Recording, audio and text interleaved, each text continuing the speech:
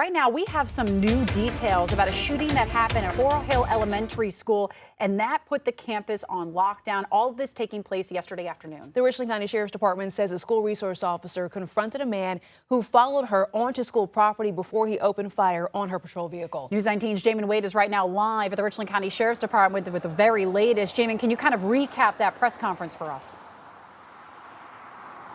Yes, Sheriff Lott giving a lot of credit to the school resource officer, saying that she did exactly what she was trained for, and that without her being there, this situation could have been a lot worse. This is exactly what we got out of that press conference today. The Richland County Sheriff's Department says the school resource officer, Tonika Hall, was patrolling the school when she noticed a black truck following her. Deputy Hall drove onto school property, believing the driver might be a parent. When the driver followed her into the parking lot, she got out of her vehicle and asked why he was there. Investigators say the driver, 44-year-old Corey Gibbons, had no legitimate reason to be on campus and was told to leave.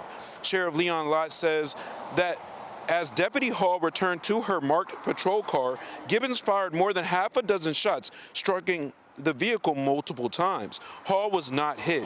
She immediately radioed for help and alerted school staff, who locked down the school building. Investigators say Gibbons was later found beside his truck with a gunshot wound to the chest. Deputies say he told a responding officer that he shot himself, though investigators are still trying to determine whether it was intentional or by accident. Sheriff Lott says the fact that the experienced school resource officer was already on campus may have prevented a far more dangerous situation. Here, take a listen.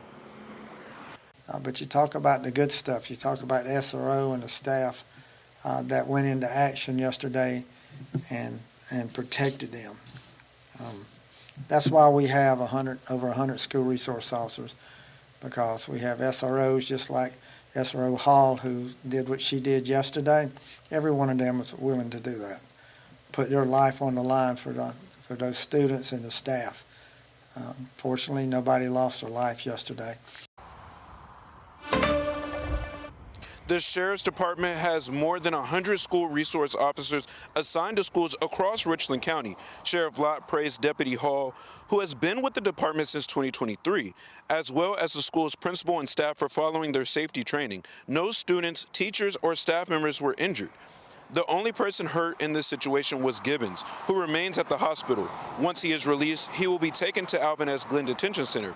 Gibbons is charged with attempted murder, possession of a weapon during a violent crime, aggravated breach of peace, discharging a firearm into an occupied vehicle, and possession of a weapon on school property.